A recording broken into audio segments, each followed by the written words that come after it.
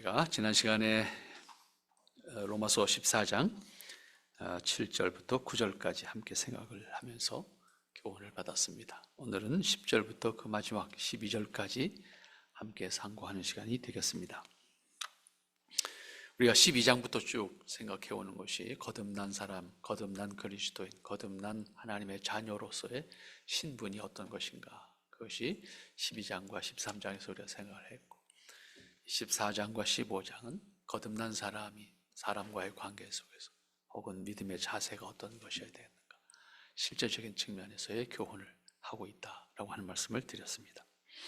그러한 것을 머리에 전제하고 오늘 14장 10절 말씀부터 함께 생각한다고 하면, 또한 어떠한 우리가 하나님 앞에서 어떠한 모습으로 사람들과의 관계를, 또 내 신분에 대한 이해를 할 것인가 하는 것을 교훈을 받을 수가 있을 것 같습니다.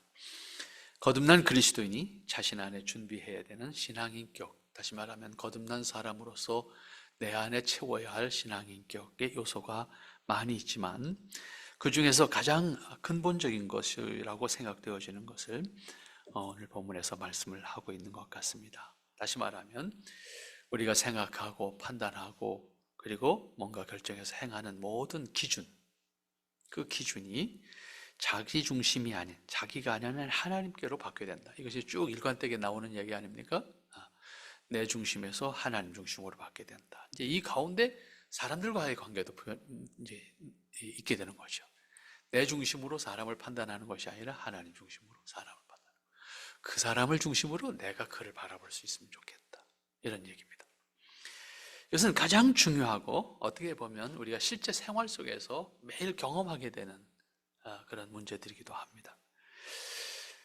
왜 이렇게 말씀하실까라고 하는 거예요. 그것은 결국은 아담의 타락이라고 하는 것이 우리는 단순히 죄 져서 벌 받았어, 이게 끝나는 것이 아니고, 그 타락의 그 내용이 뭘까라고 했을 때 가장 중요한 것은 자기 중심으로 생각하게 됐다는 거예요. 타락의 내용 속에 가장 중요한 것은 하나님 중심의 가치관을 가져야 되는데 인간 중심의 가치관을 가지게 됐다는 게 문제란 말이에요, 이게. 그리고 인간과의 관계 속에서도 나를 중심으로 너를 보는 거예요. 이게 문제라는 거예요. 그러니까 결국은 아담의 타락과 함께 모든 사람의, 모든 인간의 사고의 중심이 하나님으로부터 자기에게로 옮겨왔고, 다른 사람은 안중했고 나를 통해서 다른 사람을 보게 됐다, 그 말입니다. 따라서 사람은 누구나 전적으로 자기를 중심으로 생각하고 판단하고 말합니다. 누가 안 가르쳐도 그렇게 합니다. 이것을 저는 타락한 본성이란 단어로 여러분들에게 설명을 드렸습니다. 이것을 인정하는 것부터가 거듭난 사람이 자기 안에서 하나님의 형상을 온전히 회복하게 되는 출발점입니다. 이것을 인정해야 됩니다. 이걸 인정하지 않으면 안 변하는 거예요. 내 신앙의 인격 요소 속에서 하나님 중심으로라고 하는 단어가 듣기는 좋은데 실제적으로 내 생각 속에 안 변하는 거죠, 이게. 그래서 그 다음으로 생각해야 되는 것이 역시 자기 중심으로 사람을 보는 것이 아니라 그 사람을 중심으로 그 사람을 생각할 수 있으면 좋겠다. 내가 기준이 돼서 너를 보는 것이 아니라 너를 기준으로 내가 봐줄 수 있는 마음이 있어야 된다는 거죠. 이게요, 같은 사람들끼리는 어려울 것 같은데 쉽게 판단하면, 여러분들이 만약에 아주 어려운 나라의 흑인들과 대면했다고 했을 때 여러분들이 그 사람을 중심으로 생각한다, 이런 표현이 여러분들 마음에 어떻게 다가올 것 같습니까? 참 어려워요, 이 부분이요. 장애인을 대할 때 여러분들이 그 사람 중심으로 생각해야 된다. 내가 양보하고 내가 이해하고 내가 내려놓아야 된다는 것이 얼마나 힘들고 무거운 것인지 다가오게 됩니다. 다 그만두고 여러분들 가족끼리도 마찬가지. 가족과의 관계 속에서 일어나는 모든 문제를 보면 다 자기 중심으로 얘기하고 있는 거예요, 실제적으로 보면. 다른 사람을 중심으로 생각할 수 있는 인격이 만들어지도록 해야 하는데 이게 쉽지가 않아요. 왜냐하면 나 혼자 있는 게 아니기 때문에, 상대가 있기 때문에. 차라리 안 보면 쉬워요. 그래서 사람들이 만나는 걸 거부해요. 그래서 교회를 안 모이잖아요. 인터넷상에서 모여요. 부딪힘이 없잖아요. 편하잖아요. 쉽잖아요. 근데 정작 뭐가 안 되고 있는 거예요, 지금. 이 부분이 전혀 생각되어지지도 부딪히지도 고쳐지지도 않고 안주하고 있는 것이 되고 맙니다.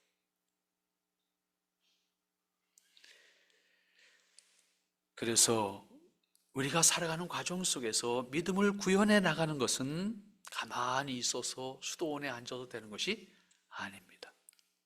사람과의 관계 속에서 끊임없이 부딪히고 시도하고 그리고 다시 깨닫고 아프고 그리고 다시 노력하는 과정을 통해서 거듭난 인격이라고 하는 것이 만들어지게 되는 겁니다. 특별히 신앙 인격의 요소라고 하는 의미에서 거듭난 그리스도인이라고 할 때 반드시 생각하고 판단하고 그리고 행하는 모든 과정 속에서 자기 중심이 아니라 하나님 중심으로, 자기 중심이 아니라 다른 사람을 또 상대해야 되는 사람을 중심으로 먼저 생각할 수 있는 사람이 되어야 한다라고 하는 것이 아마 오늘 본문에서 말씀하고 있는 가장 중요한 말씀일 것 같습니다. 이 말씀을 생각하게 되는 이유가 뭔가 하면 10절 말씀을 보면 이렇게 표현합니다.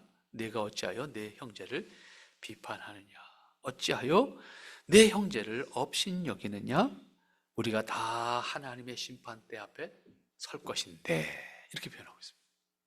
뭘 잘못해서 선다는 것이 아니에요.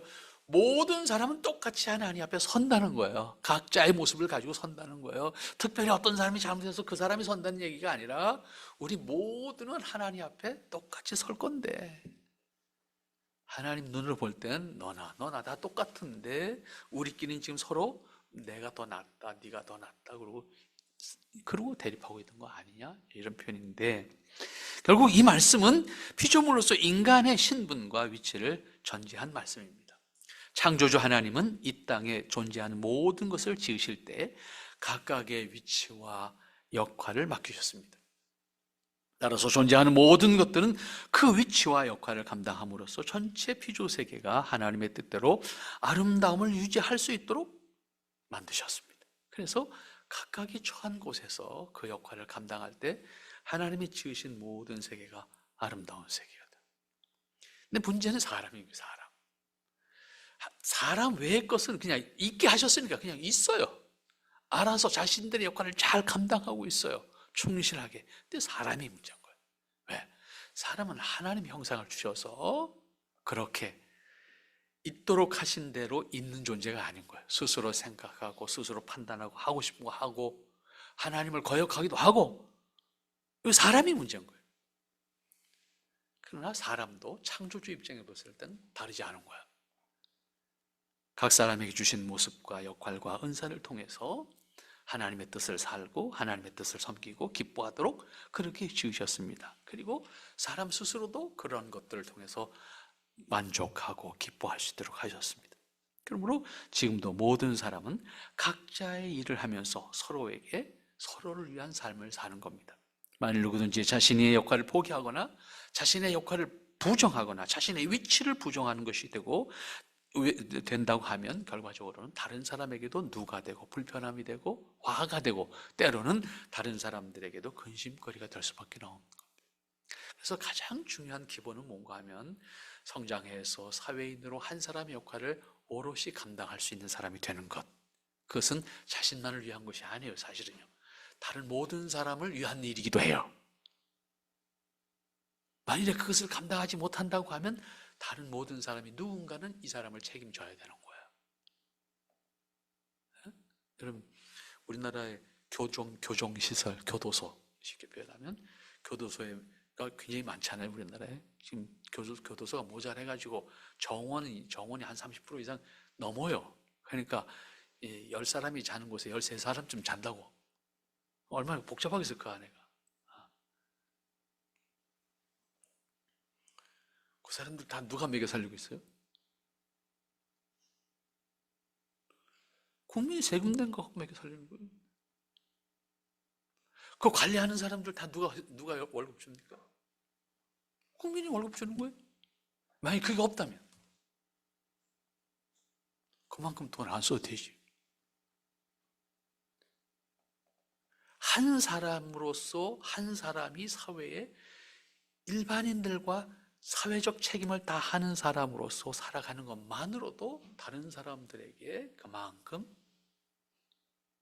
힘을 덜 쓰도록 내지는 낭비하지 않도록 하는 역할을 한다고.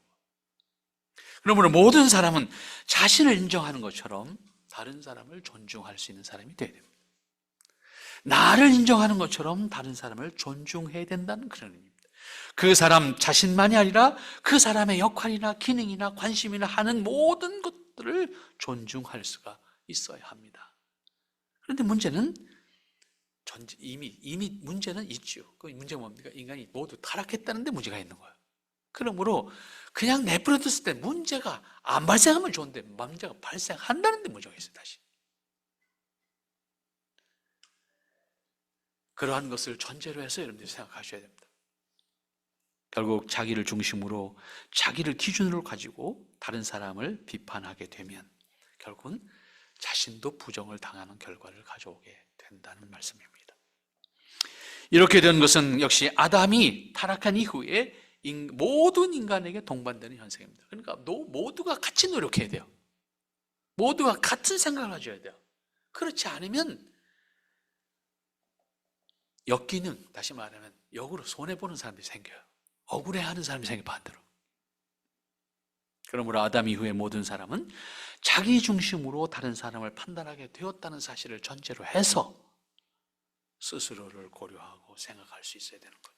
그러므로 그렇지만 창조주 하나님 입장에서 보면 모든 사람에게 주신 각각의 위치와 역할을 통해서 하게 하신 것이기 때문에 모두가 귀하고 모두가 필요한 겁니다. 그러나 사람은 자신의 필요와 자신의 기준에 의해서 판단하고 자신의 필요에 의해서 가치를 정하고 그것을 통해서 다른 것을 결정합니다. 이 과정 속에 어려움이 생기는 거예요. 내가 어찌하여 내 형제를 비판하느냐?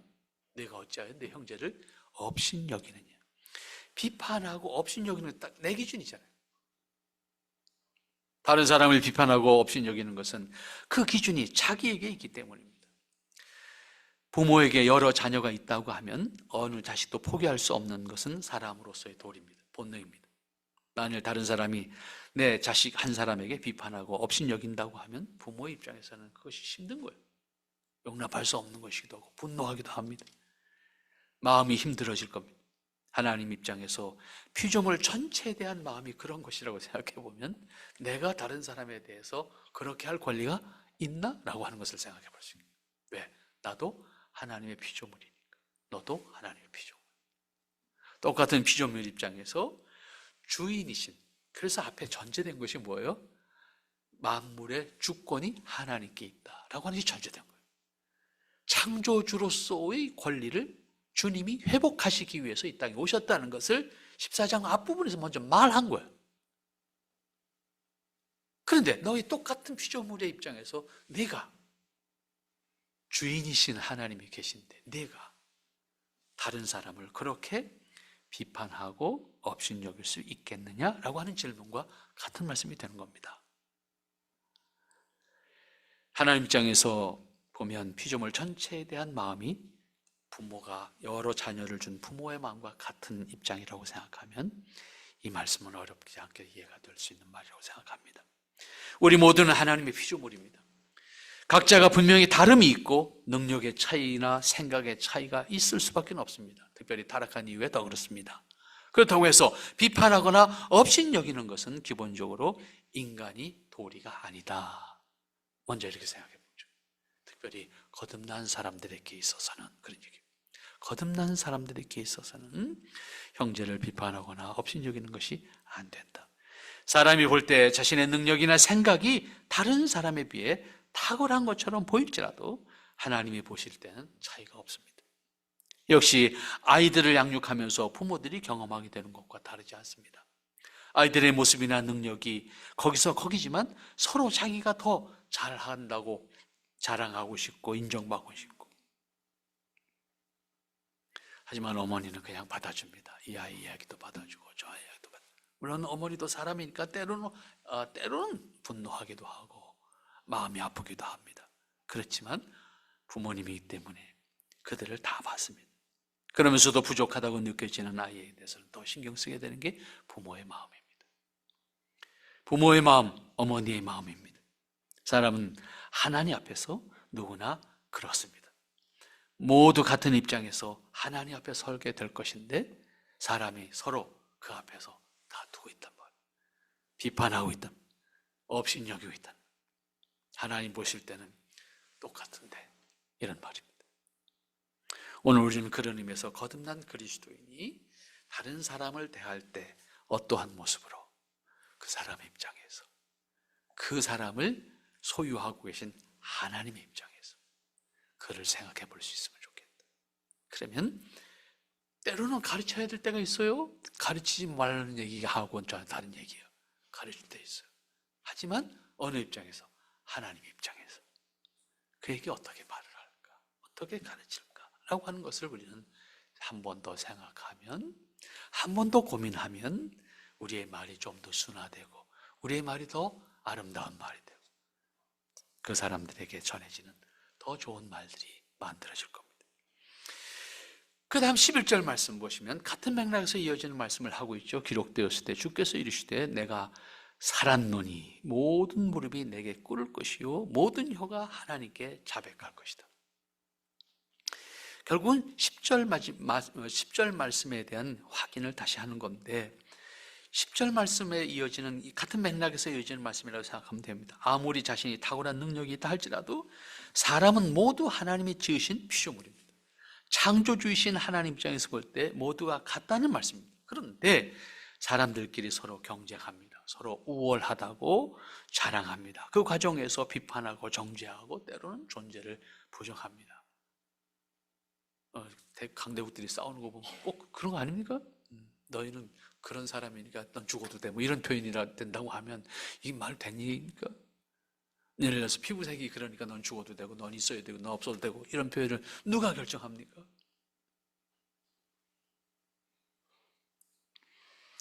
하나님 보실 때는 가능하지 않은 얘기죠.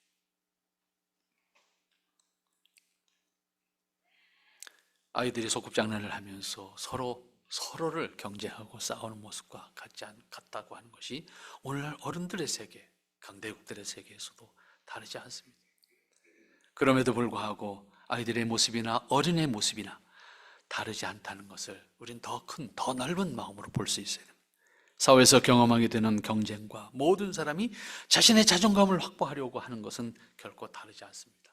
아이들이 요즘엔 그런 놀이를 안 하잖아요. 옛날에는 놀잇감이 없으니까 마당에서 놀았잖아요. 마당에서 뭐 갖고 놀았습니까? 돌멩이 갖고 놀았지 뭐 다른 또 장난감이 없잖아요. 제일 많이 했던 게 뭡니까? 태어나서 마당에서 제일 먼저 놀이를 배우면서 놀았던 것은 땅 따먹기입니다. 에? 다르지 않아요. 그게 어른 된 거에 똑같은 거예요. 마당에서 한 뼘 가지고 땅 따먹기 하다가 싸우는 거나 에? 무기 가지고 땅 따먹기 하는 거랑 뭐가 다르냐.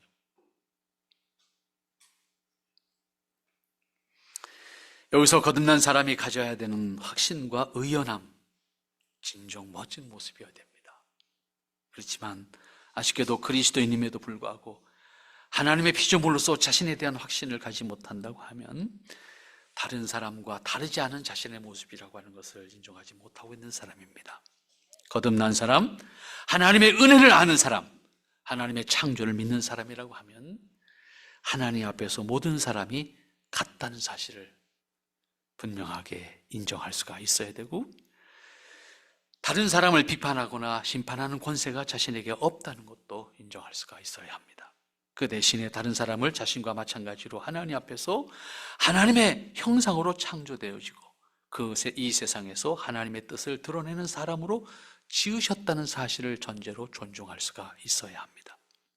비록 사람이 볼 때 많이 부족한 것처럼 보일지라도 그 사람을 통해서 드러내고자 하는 하나님의 뜻에 대한 역할을 하고 있다고 하면 우리는 그를 존중할 수가 있어야 됩니다.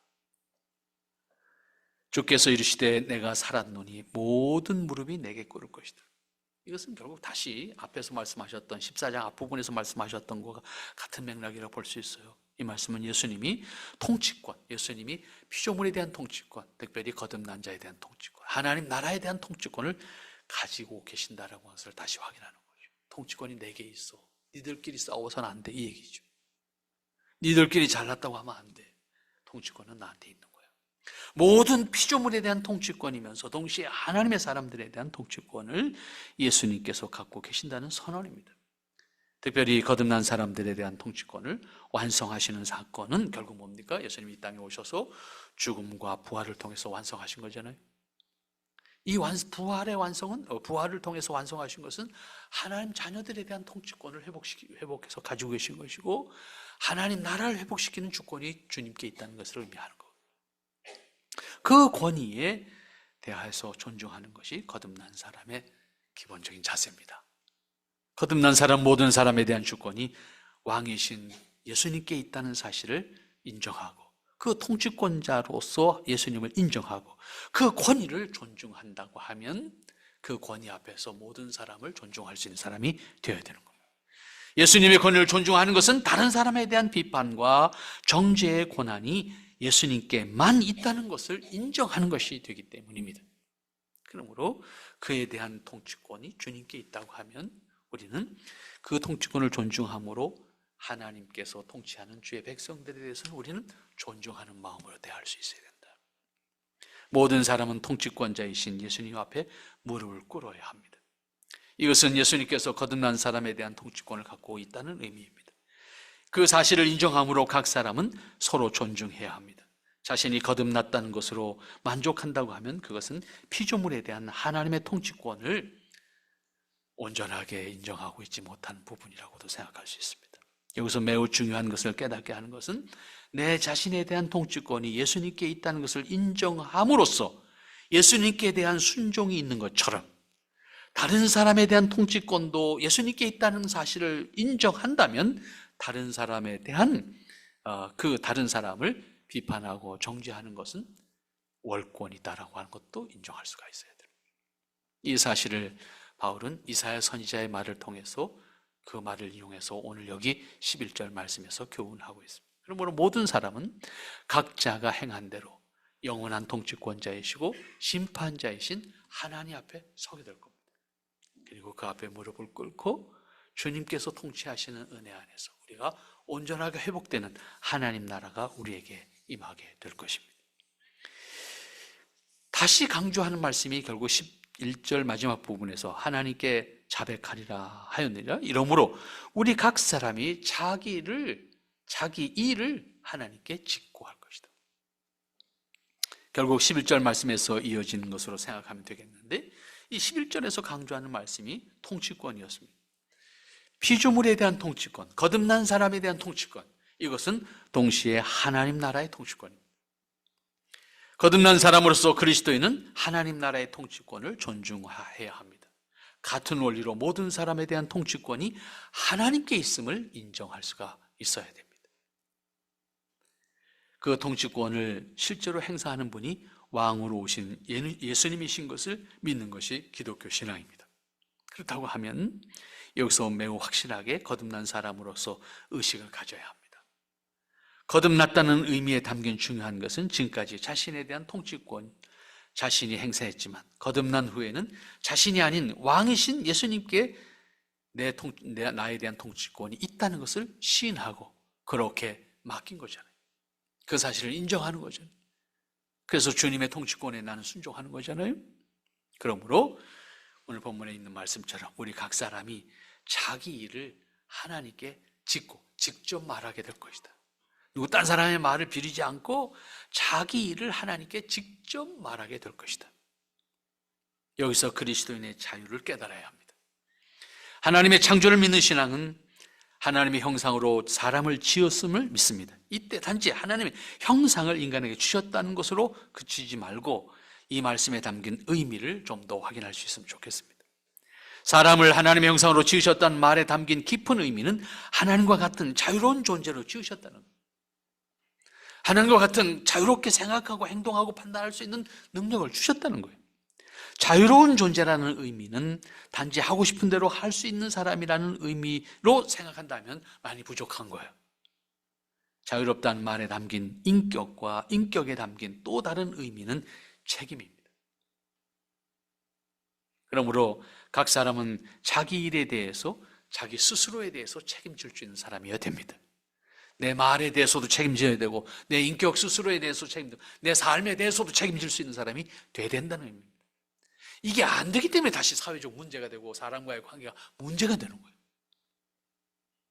그러므로 거듭난 사람은 스스로 자신에 대한 책임을 질 줄 아는 사람, 내가 하는 일에 대한 책임, 한 사람으로서의 인격에 대한 책임, 가정에 대한 책임, 사회에 대한 책임, 내가 속해 있는 모든 곳에서 속해 있다고 하면 그 부분에 대한 책임을 내가 감당해야 됩니다. 그래야 그 조직, 내지는 그 모임, 내지는 그 가정, 내지는 그 사회가, 또 그 교회가 가장 아름다운 모습으로, 모두가 기뻐하는 모습으로 있게 되는 거죠. 개인적으로 볼 때는 가정의 문제고, 좀 더 넓게 보면 그 가문의 문제일 수도 있고, 교회로 말하면 교회의 문제일 수도 있는 거예요. 각각의 역할과 본분을 감당해야 돼요. 누가 하겠지 그러면 누가 하겠지 하는 것만큼 힘들어지는 다른 사람이. 각각의 내 직분에 맡겨서 내가 할 일이 무엇인가, 내 위치가 뭔가, 내가 해야 될 일이 무엇인가, 내가 책임져야 되는 것이 어떤 것인가, 그것을 각각의 도리에서 감당할 때 가족 구성원들도 기뻐하고 감사하고, 교회 구성원들도 기뻐하고 감사하고, 우리 사회 모두가 평안한 거죠. 그러므로 각 사람은 자기 일에 대해서 스스로 책임질 수 있어야 됩니다. 자신을 주장하는 것도 자유입니다. 자신에 대한 주장을 자신이 하는 것이 거듭나기 전의 모습이라고 하면, 거듭난 후에 자신에 대한 주장은 하나님이 하시도록 하는 것이 그리스도인의 거듭난 모습입니다. 이 말은 다시 자기에 대한 책임을 스스로 질 수 있어야 된다는 강조이기도 합니다. 그러므로 거듭난 그리스도인은 기본적으로 자신의 일에 대한 책임, 자신의 위치와 신분에 합당한 책임을 지는 사람이 되어야 합니다. 그것은 자기 스스로에 대한 인격과 신앙의 문제까지 모든 영역에 있어서 한 사람의 거듭난 그리스도인이기 때문에 스스로 다른 사람에게 나로 인해서 누가 되거나 걱정거리가 되지 않도록 내가 살아야 된다, 그런 말입니다.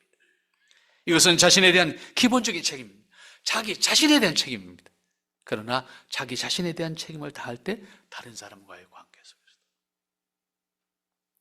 하나님이 주신 은혜를 누릴 수 있고, 하나님 주신 평화를 누릴 수 있고, 복을 누릴 수 있는, 자신의 신분과 지위와 관계와 신앙까지도 포함해서 다른 사람에게 염려가 되게 하거나 걱정거리가 되게 만들어서는 안 된다라고 하는 의미입니다. 적어도 내가 거듭난 사람으로서 나 자신에 대한 책임을 다한다고 하면 나의 신분에 맞는 내 모습, 내 역할, 내가 있어야 될 곳에 있어야 된다라고 하는, 내가 감당해야 될 것을 감당해야 된다라고 하는 그런 책임의식을 가지고 여러분들에게 주어진 기회들을, 역할들을 감당할 때 모두가 기쁜 거죠. 자라나는 자녀들도 마찬가지예요.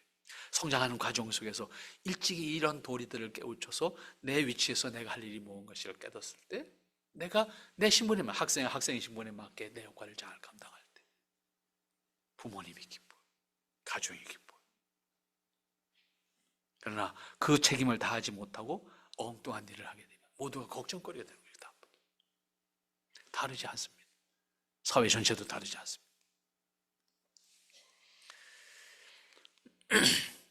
여기서 매우 중요한 것은 그리스도인으로서 기본은 그런 의미에서 자기에 대한 걱정이 없도록 자신을 만드는 것, 자기 때문에 다른 사람이 어려움을 느끼거나 부담을 느끼거나 그리고 걱정거리가 되지 않도록 나를 만드는 것, 기본이다 하는 겁니다. 당연히 불신앙과 그리스도인으로서 합당하지 못한 모습은 부끄러운 일입니다. 그리스도인으로서의 도리와 위치, 있어야 될 곳에 있어야 되는 그 역할을 감당하지 못할 때 그것은 다른 사람들에게 힘들게 되어지는 부분이 되겠죠. 걱정거리가 되겠죠. 그러한 자신을 설득하고 깨닫게 하는 주변이 있다고 하면 그것은 감사한 일입니다. 하지만 그것으로 멈춰서는 안 되겠죠. 언제까지 그럴 수 있는 건 아니니까. 가장 기본적인 것, 중요한 것은 자기 자신이 다른 사람에게 걱정이나 염려의 대상이 되지 않도록, 또 나아가서는 두려움의 대상이 되지 않도록, 나 때문에 다른 사람들이 힘들어하거나 고통을 당하지 않도록 내 자신의 말, 내 자신의 위치, 내 자신의 역할이 어떠한 것이어야 될까를 생각할 수 있습니다. 각자가 그렇게 한다고 하면 다른 사람에 대한 비판과 정죄가 굳이 하지 않아도 될 문제가 되겠죠. 거듭난 사람은 전적으로 하나님의 사람입니다. 하나님의 사람은 자기 마음대로 행하거나 무책임하게 시간이 흘러보내는 사람이 아닙니다. 기본적으로 매 순간 자신의 도리를 다하고 하나님의 사람으로서 주어진 본분에 충실하고 하나님께서 기뻐하시는 것을 기꺼이 살아가는 사람, 하나님이 기뻐하시는 일에 동참하기를 자원하는 사람. 그러므로 각 사람이 자신의 본분을 다하는 것을 보면서 서로 격려하고 서로 위로하고 함께 하나님의 뜻을 이루는 지체로서 이 땅에 살아가는 그리스도인의 관계를 확인할 수 있을 때 바로 거듭난 사람으로서 함께하는 지체들입니다. 여러분, 우리는 거듭난 사람으로서 하나님 앞에서 인간관계, 하나님 앞에서 허락되어진 삶의 현장 속에서 내가 어떠한 모습으로 하나님 앞에 서야 될 것인가를 가르쳐주고 있습니다. 거듭난 사람으로서 하나님 중심의 생각, 그리고 상대를 중심으로 생각할 수 있는, 여러분 스스로의 책임을 다할 수 있는 모습으로 여러분 자신을 만들어가는 것까지 거듭난 사람이 감당해야 될 내 자신의 도리입니다. 내 자신의 믿음입니다. 그리고 다른 사람에 대한 하나님의 주권을 존중하는 자세입니다. 하나님의 은혜 안에서 함께 할 수 있는 여러분들 될 수 있기를 바랍니다. 거룩하신 아버지 하나님, 아무리 돌이켜보아도 늘 하나님 앞에 죄스러운 것을 고백할 수밖에 없는 우리의 모습입니다. 아버지 하나님, 이 땅에 교회가 많고 그리스도인이 많이 있다고 하지만 여전히 변함이 없는 것은 이 땅에서의 다툼과 비판과 정죄와 그리고 차별과 멸시하는 일, 업신여기는 일, 그것을 통해서 스스로 우월하다고 자만하는 모습, 이러한 모습을 우리는 하나님 앞에 고백할 수밖에 없고 고백과 함께 하나님의 긍휼과 용서를 구할 수밖에 없습니다. 하나님, 우리의 이 모습을 긍휼히 여겨주시고 긍휼히 여기시되 하나님의 은혜 안에서 거듭난 자들로서 하나님의 형상을 우리 안에 채울 수 있도록 하나님 강권하시고 축복하시고 인도해 주시어서 하나님 기뻐하시는 우리의 모습이 되게 하옵소서. 또한 하나님, 그 모든 것을 통해서 하나님 앞에 감사할 수 있는 이 땅의 모습이 되게 하옵소서. 특별히 주님의 자녀들 하나님께서 일일이 살피시고 어루만 주시고 축복하여 주시어서 연약할 때 하나님께서 위로해 주시고 쓰러질 때 하나님께서 붙들어 주시어서 하나님의 사람으로 온전히 서기에 부족함이 없도록 하시고 하나님의 사람으로 끝까지 하나님 앞에 온전히 함께하는 지체들이 될 수 있도록 아버지 친히 인도해 주시옵소서. 예수님의 이름으로 기도하옵나이다. 아멘.